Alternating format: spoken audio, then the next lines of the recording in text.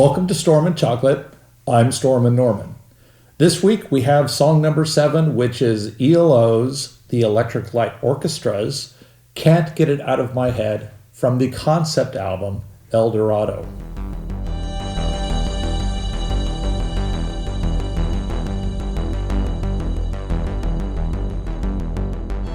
Dorado is ELO's 4th album after ELO 1, ELO 2, and On the Third Day.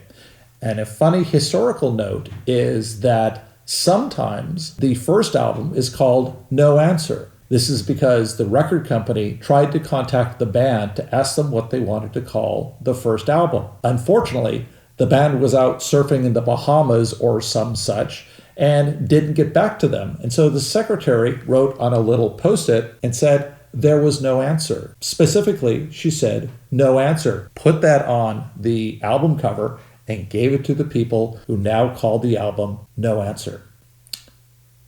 This was the first ELO album to break the top 40 in the United States and peaked at number 16.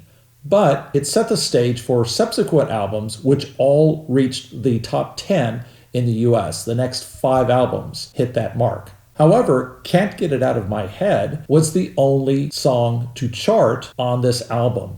The next songs that charted from ELO were on Face the Music, and those were Strange Magic and Evil Woman. Much of ELO's early albums could be considered experimental because they were adding orchestral instruments into the rock mix. So it's not like they had symphonic backgrounds, but Roy Wood was playing oboe and violins and cellos and a whole bunch of instruments, and they were part of the rock mix. So even though they were kind of experimental, the first albums were not devoid of singles. ELO 1 had the 10-538 Overture, and ELO 2 had Roll Over Beethoven. On the Third Day had Ma Ma Ba Bell, Showdown, and In the Hall of the Mountain King as popular songs that continued to get played. So Dorado only had one hit, but my, is it a cracker. Face the Music, the subsequent album, had 4 hits, and A New World Record, the album after that, had 7 hits, most of which we're going to talk about this on this channel because I consider A New World Record to be a perfect album.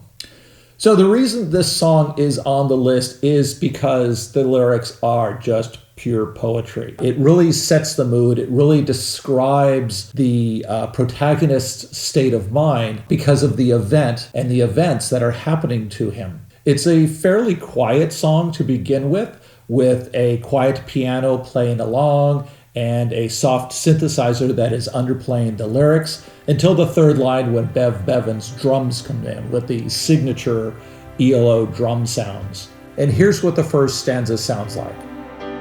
Midnight on the water,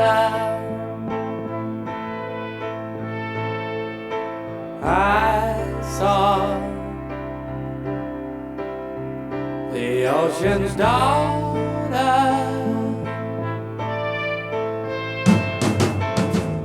What comes to mind for me hearing this song is Botticelli's painting, The Birth of Venus, where it perfectly describes the agony that the protagonist is feeling at the time. Not only is he seeing this vision, this goddess being born upon the waves, but she's also calling out to him. She's calling his name. So there's this personal attraction that's going on.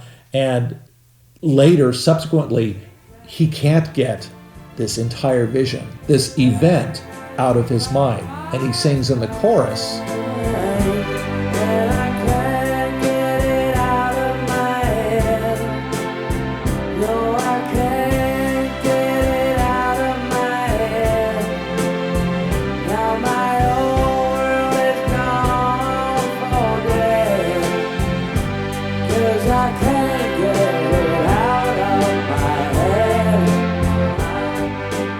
The music elevates the lyrics to create a great song. The lyrics are pure poetry, but the music is also great and it melds together perfectly.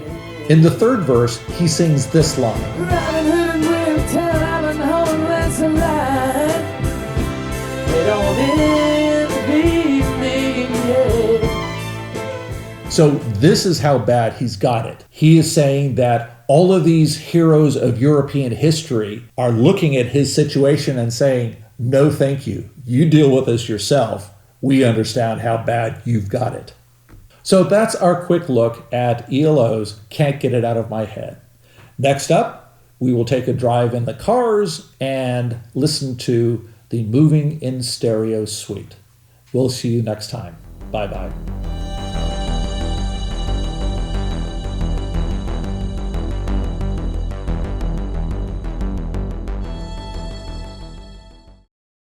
I would have said we will be moving in stereo instead of cars. I had to make it up because I didn't have a good, pithy, punny you should do line. it over again because it was kind of slow. You do that every time you do an outro. It's like, next time we're going to be... Well, I don't want to do it quickly. I want to come down easily. Otherwise, it's abrupt, right?